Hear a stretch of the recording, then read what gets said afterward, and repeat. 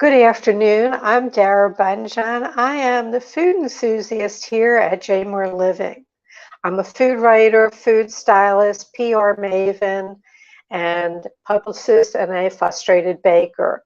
Those of you joining us live, just drop questions into the comment box, and I will be checking it from time to time and see if our guests will, join in and answer the questions.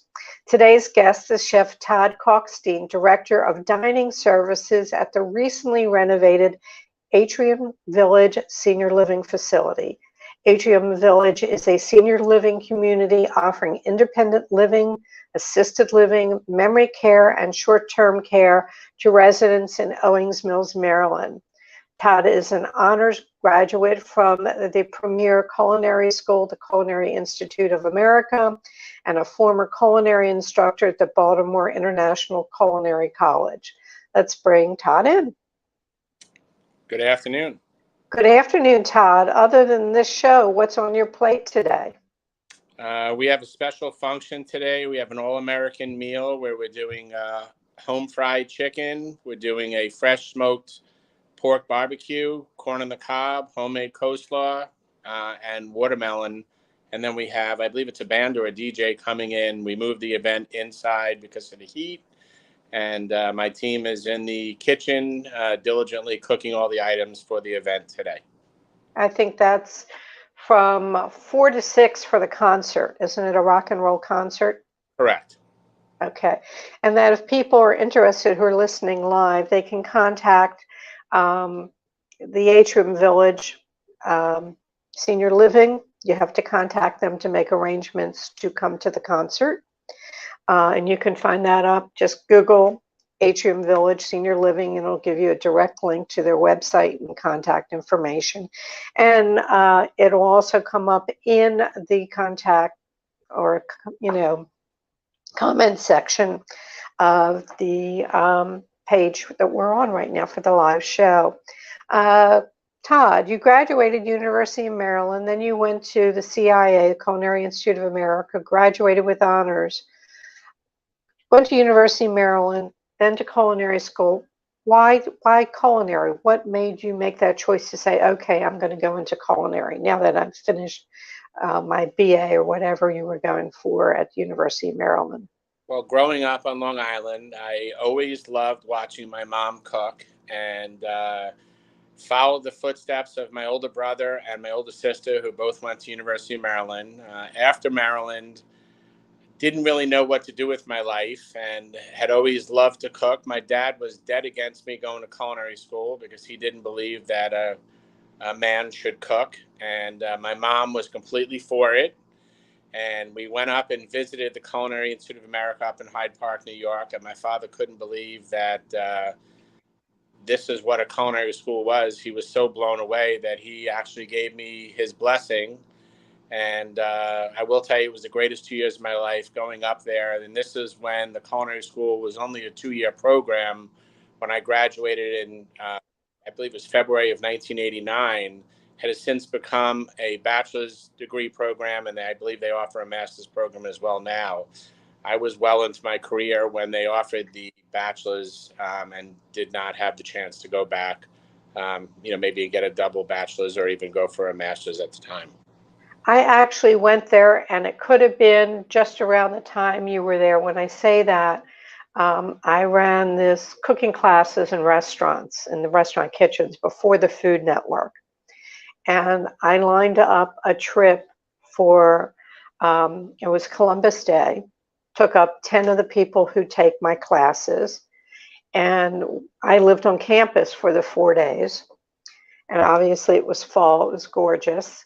And we experienced what a lot of the students did, but it is overwhelming how huge the school is and how nice to sit there and say, well, we need some veal stock. Somebody just go there and get it. It's right there. Everything was handy to learn. But we had a special chef, Chef Pate, honestly, that was his name, Patey. And the students told us that a lot of times the chefs would come in and turn off the oven just so you were making sure that you were staying alert. It was quite the thing in going into the main hall for dining. And of course, they have numerous restaurants there. So people who are going up to New York and up on the Hudson, definitely go to the CIA and dine there. It's quite an experience. So from your CV, you never went the restaurant route that I could see, that you went into corporate, working for law firms like the Maryland Vehicle Administration, big corporations, and food service, managing big dining rooms. Was there ever a restaurant before you went into corporate? No, the reason why coming out of culinary school, my first job, I actually worked at a restaurant in New York City. It was a Michelin 3-star restaurant called the Sign of the Dove. It was a very high-end restaurant. They did have a prefix menu. They also had an a la carte menu. The thing that I did not like about going into the restaurant business, I didn't like going to work at 1 o'clock and getting home at like 1:30 or 2 o'clock in the morning. So I had a bunch of fellow graduates that had gone into what they call business and industry or corporate dining. And I had interviewed and got taken a job as the chef to the chairman of the board of American Express at the World Financial Center and American Express headquarters. I'd worked there for a couple of years.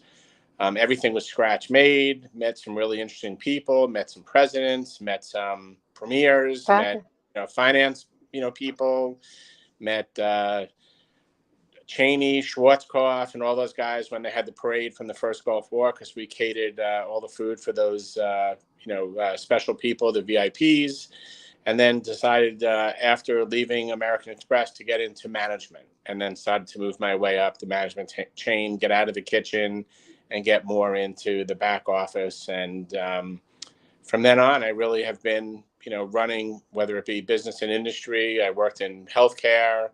The motor vehicle was just a small stint, thinking that I want to get out of the restaurant business, but it really wasn't for me. And then I got back into the restaurant business, or food service business per se, but have always had a love for food, thoroughly enjoy being the captain of the ship in the kitchen and seeing my team be able to create something and having people tell me how much they love, what they're eating.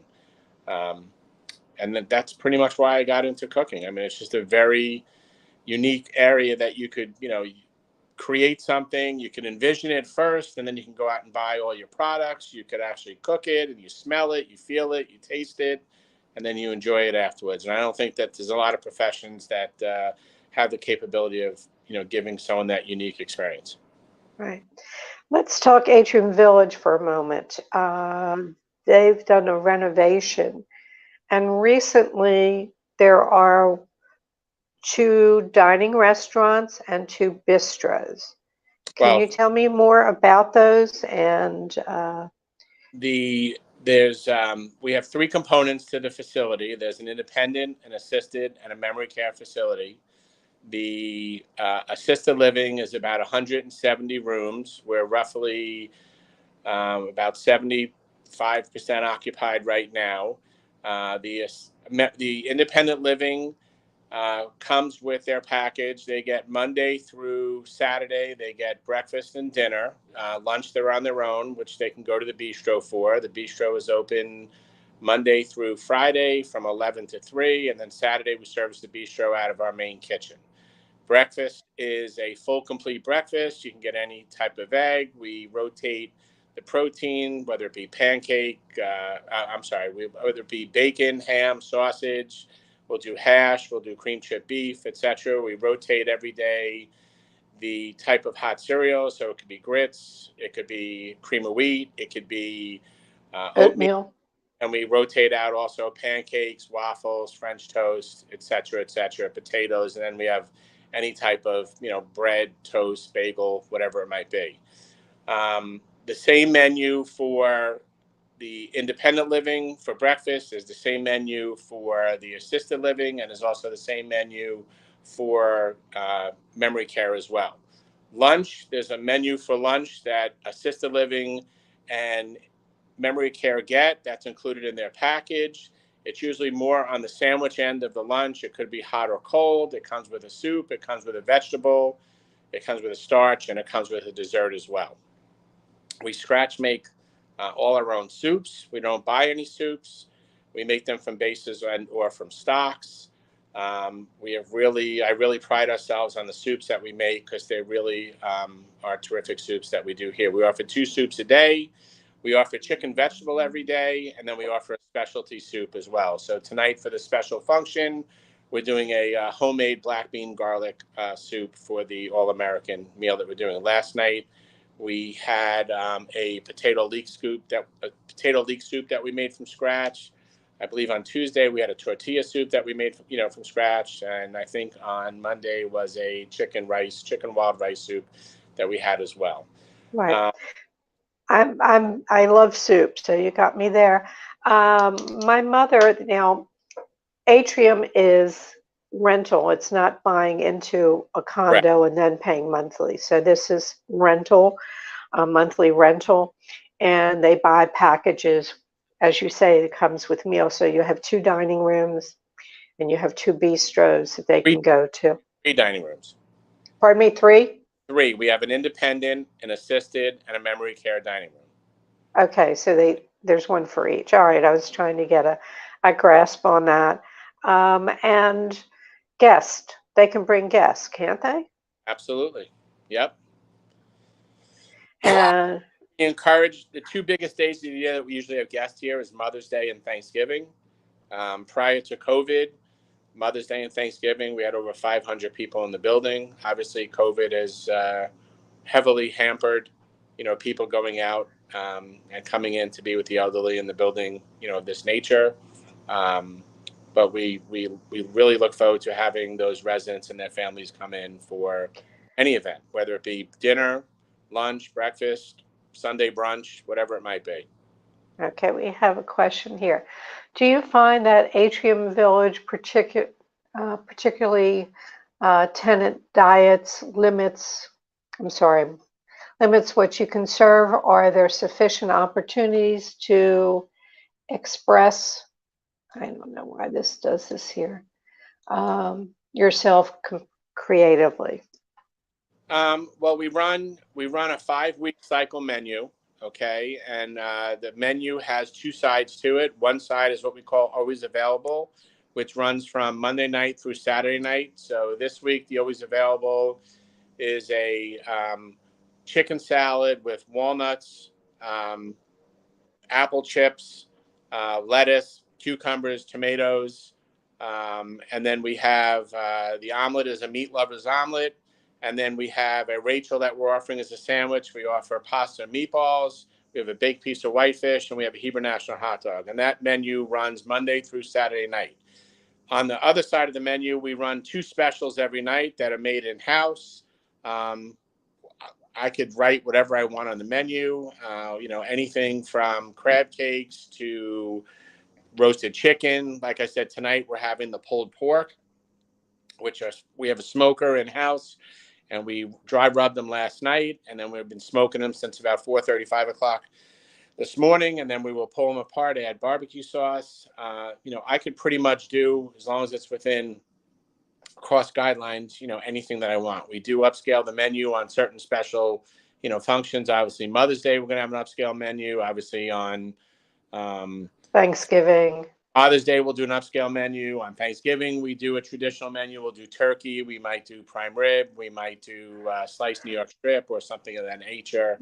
And then we also do throughout every month, we do theme meals where we'll do like a traditional Chinese meal where we'll make wonton or hot and sour or egg drop soup. We'll do some type of lo mein. We'll do like a chow mein.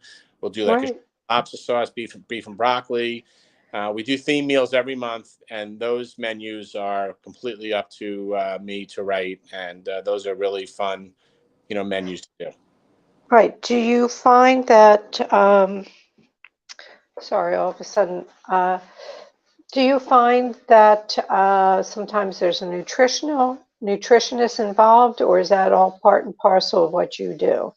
There is a nutritional person involved in the menu program that we have.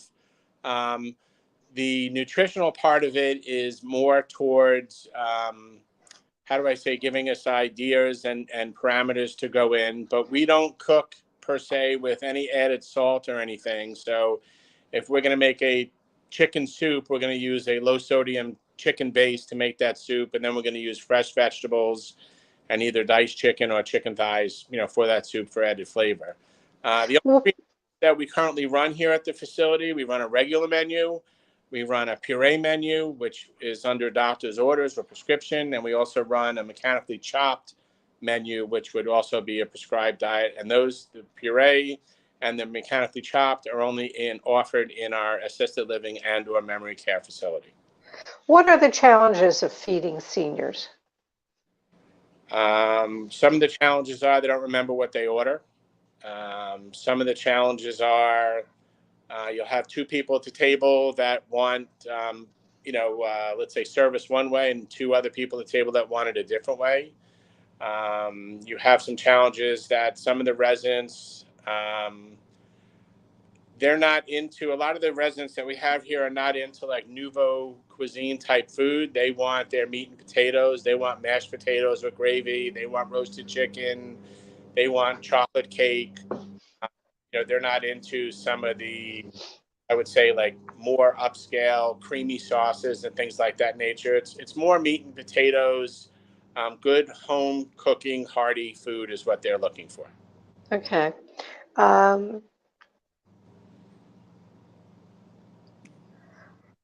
I think we covered it. I was going to ask you about menu development, multiple for those, and you already covered that for the active, those health impaired, and those with memory issues. So you've covered that. One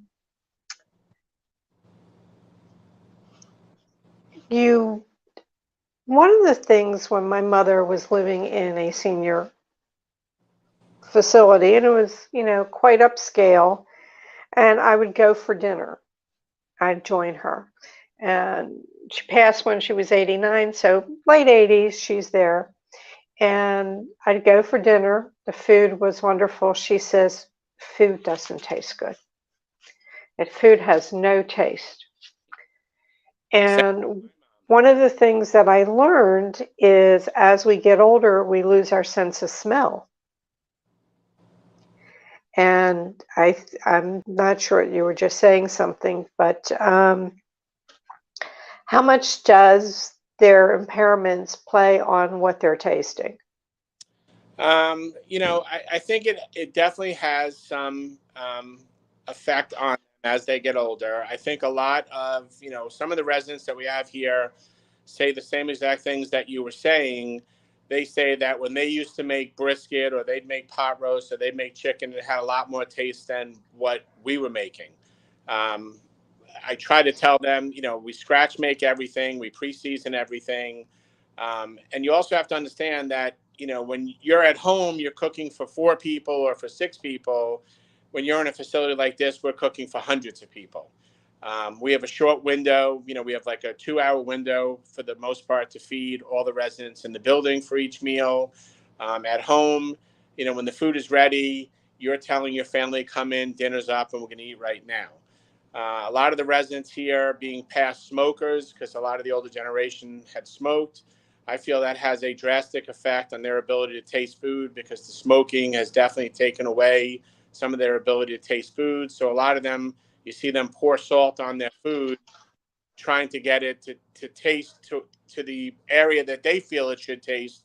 When it comes out of the kitchen, the food is definitely flavorful and tastes where I think we feel it should taste. And if they want to add salt and pepper or any other ingredients to it to get it to their level, we encourage them to do that.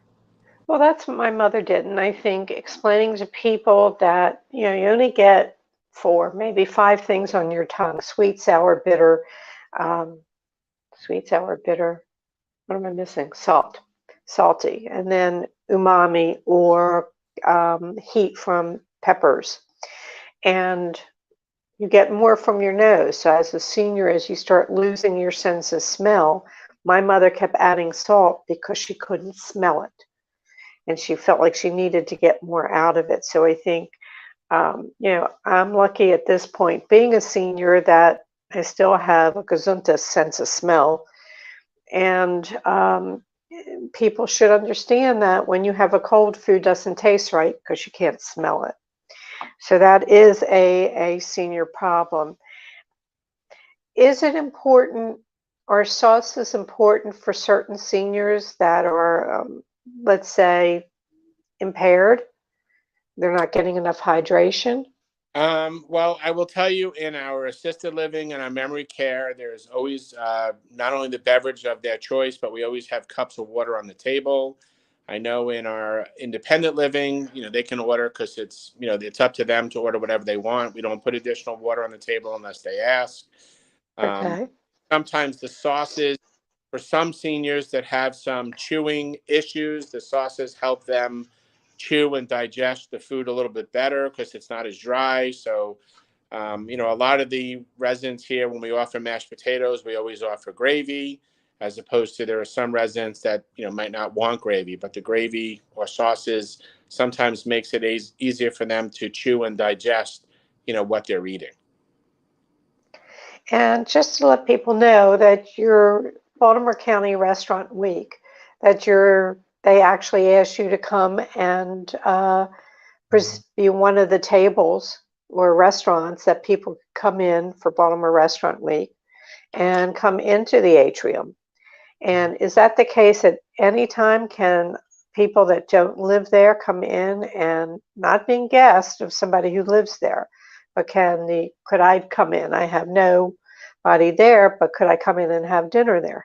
Sure. Sure. We'd love, for potential residents to come in and, eat in the facility. I mean, you would obviously coming in, you would eat either in is our new private dining room, which is right off the independent living dining room area.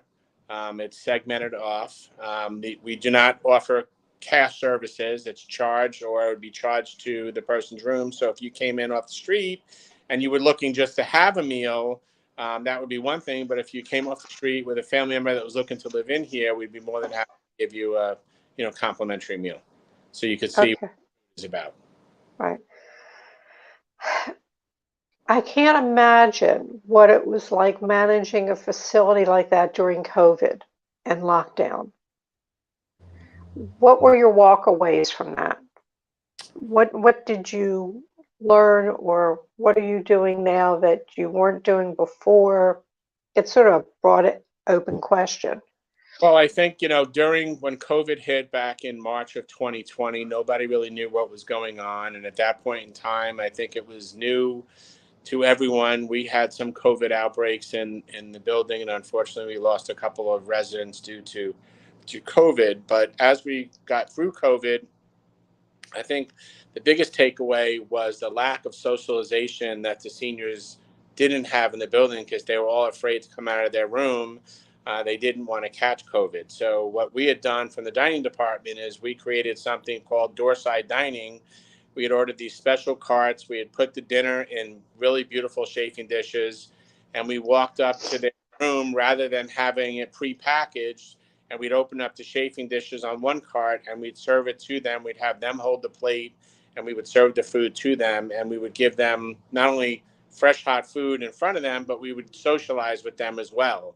And I think that was, one unique thing that, I took away from the whole COVID situation that we had was, we still every day, Monday through Sunday, 7 days a week, we in dining socialize with the residents, every single meal, providing that they were getting a meal, because in independent living, they were getting breakfast and dinner, and in assisted and in memory care, they were getting all three meals.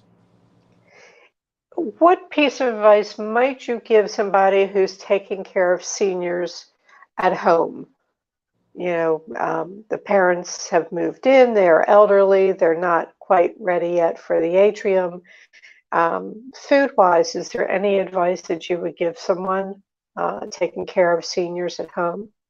I mean, my philosophy with food has always been keep it simple, stupid. I don't think that, you need to add extra ingredients or anything to food. I think food, and I say this with seniors, if you have a good quality piece of protein. You put good seasoning on it. You cook it the proper way. You don't overcook it. You know, it's hot or at the proper temperature for whatever you're serving. I think most food is good. I think, today in society, everyone's looking for the special recipe that has 25 or 30 ingredients, which gets difficult. And I think, it gives people more opportunity to mess up what it is. And I think that, anyone out there, a properly seasoned grilled piece of chicken is a wonderful thing to eat if it's cooked properly. If it's overcooked, it's going to be dry, it's going to be chewy. But if it's cooked properly, it should be juicy, it should be flavorful. And I just think that, people want good, whole, hearty food. And I think Right.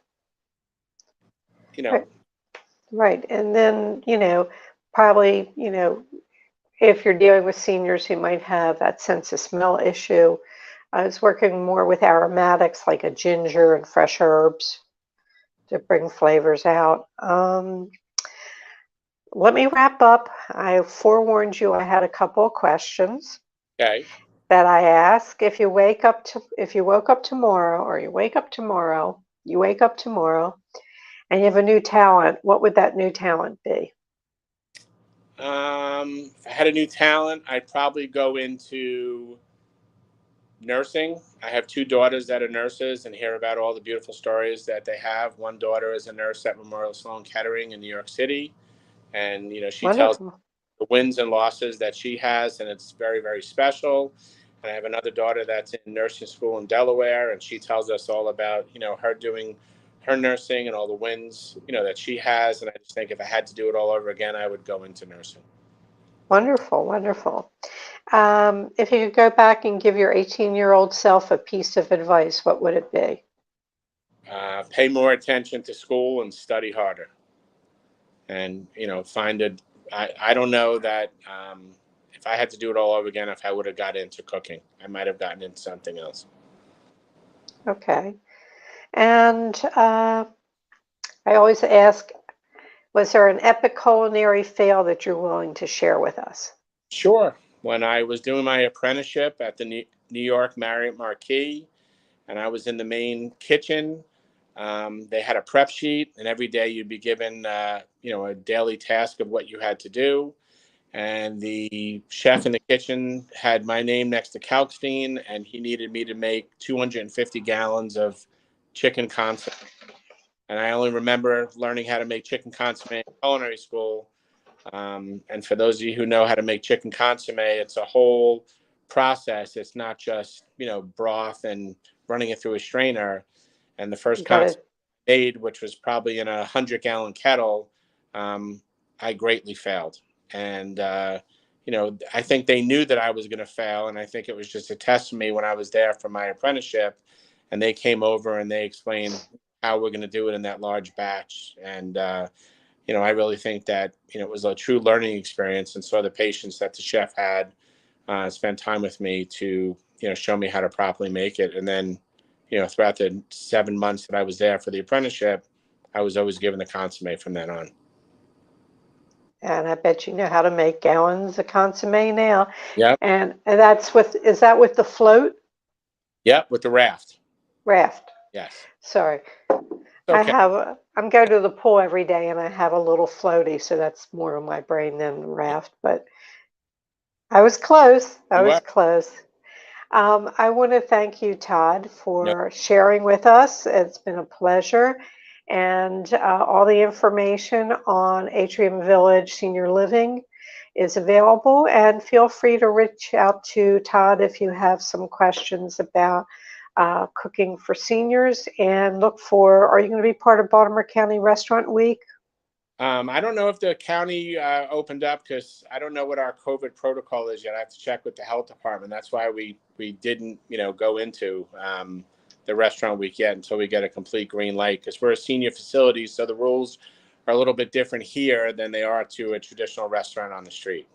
Right. Okay. Well, keep your eyes out, and you want something different, or Todd's food sounds good to you, contact the Atrium Village and go there. It's someplace new for dinner. Todd, thank you so much. Best wishes, and try to stay cool. I know it's cool in your office. I know that kitchen is. And But thank you so much for joining us. Thank you. Okay, everyone. Next week's guest will be Michelle Carfagno, founder of Great Need Products, known for their gluten-free bagels and additional top 9 allergen-free snacks, soft pretzels, bagel chips, and flowers. How she started the business, why she started it, and the expansion into numerous stores in the Northeast where you can buy all these products or online.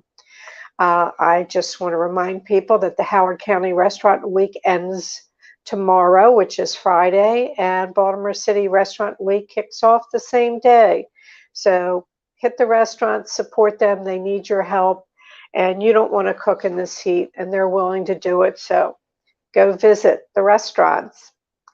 If you need to reach me, you can reach me at food@jmoreliving.com or Instagram @Dara Cooks. All shows are immediately archived in video form on Jmore Living's Facebook page and jmoreliving.com.